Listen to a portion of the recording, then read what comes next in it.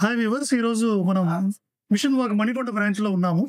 CPR awareness programme కింద ఈ demonstration మీకు చూపించబోతున్నాం. సిపిఆర్ గురించి నేర్చుకోబోతున్నాము. ఇందులో సిపిఆర్ యూజువల్లీ ఎప్పుడు మనం ఉపయోగపడుతుంది అంటే ఏదైనా సడన్ మెడికల్ ఎమర్జెన్సీ అప్పుడు ఉపయోగపడుతుంది బాగా. ఇది నార్మల్ డాక్టర్స్ అనే కాదు, మన నార్మల్ హ్యూమన్ బీయింగ్స్ కూడా అందరూ నేర్చుకోవచ్చు. ఎందుకు అంటే ఇప్పుడు ఎవరైనా సడన్ గా మన వాళ్ళు కానీ ఎవరైనా సడన్ గా రోడ్డు మీద కానీ ఇంట్లో కానీ అలాగా సడన్ గా కొలాప్స్ అయిపోతే మీరు సడన్ గా ఏం చేయాలో తెలియదు. సడన్ అదండి అండ్ నెక్స్ట్ హాస్పిటల్ నుంచి కాల్ చేసి నెక్స్ట్ అంబులెన్స్ రావడానికి కూడా చాలా టైం పడుతుంది. With in that few seconds లోనే ఆ ఫ్యూ మినిట్స్ లోనే ప్రాణం పోయే అవకాశం.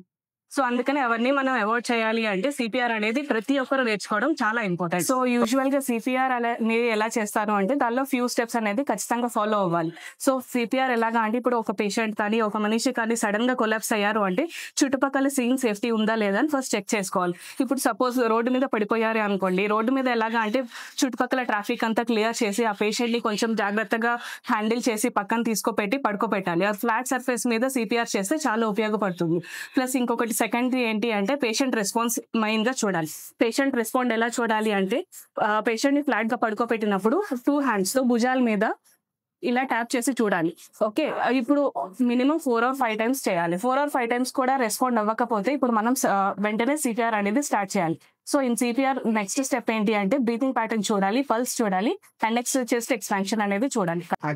ఓకే, ఫస్ట్ ఆఫ్ ఆల్ ఇప్పుడు మనం పల్స్ ఎలా చూడాలి అంటే షూటింగ్ లాగా 2 fingers Poynting towards the person and ఇంకొకటి థంబ్ మాత్రం పైకి ఫేస్ అయ్యి ఇక్కడ ఆడమ్స్ యాపిల్ అనేది ఒకటి ఉంటుంది. దానికి డయాగోనల్ గా మన ఫింగర్స్ ఇలా పెడితే మనం పల్స్ రేట్ ని కరోటెడ్ పల్స్ ని ఫీల్ అవుతాం.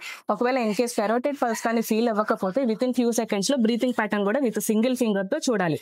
ఇది బ్రీతింగ్ ప్యాటర్న్ కూడా సరిగా రాకపోతే సేమ్ బ్రీతింగ్ ప్యాటర్న్ చూసేటప్పుడు మన థొరాసిక్ ఎక్స్పాన్షన్ కూడా చూడాలి.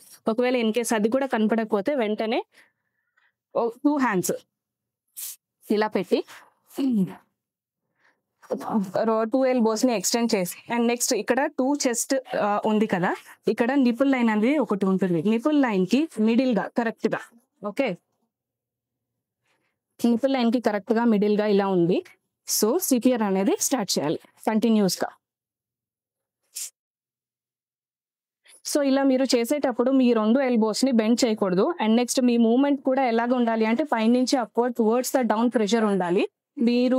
మీరు కూడా స్టేబుల్ పొజిషన్ లో ఉండాలి. సో బేసికలీ ఇలా కంప్రెషన్స్ ఇచ్చేటప్పుడు ఎలాగా అంటే 30 compressions వరకు ఇవ్వాలి.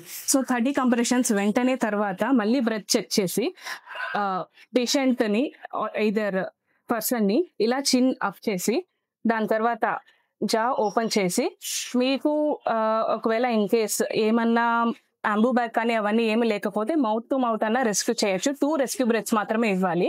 2 rescue breaths ఎలా ఇవ్వాలి అంటే mouth to mouth full complete మీరు ఎయిర్ ఇన్సైడ్ తీసుకొని మళ్ళీ కంప్లీట్ బ్లో చేయాలి. బ్లో చేస్తున్నప్పుడు ఎలాగా అంటే చెస్ట్ అనేది లిటిల్ ఎక్స్పాన్షన్ అవుతుంది. సో ఎక్స్పాన్షన్ అనేది మనం జాగ్రత్తగా గమనించాలి. అది ఓన్లీ 2 rescue breaths.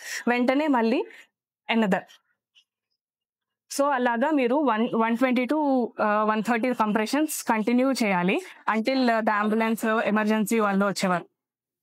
చూశారు కదా వ్యూవర్స్, సిపిఆర్ అవేర్నెస్ ప్రోగ్రామ్ అనేది ఈరోజు మన మిషన్ వాక్ మణికొండ బ్రాంచ్ లో ఎలా జరిగింది అనేది డాక్టర్ ఇషితా గారు అండ్ డాక్టర్ సుబ్బు గారు చాలా బాగా ఎక్స్ప్లెయిన్ చేశారు.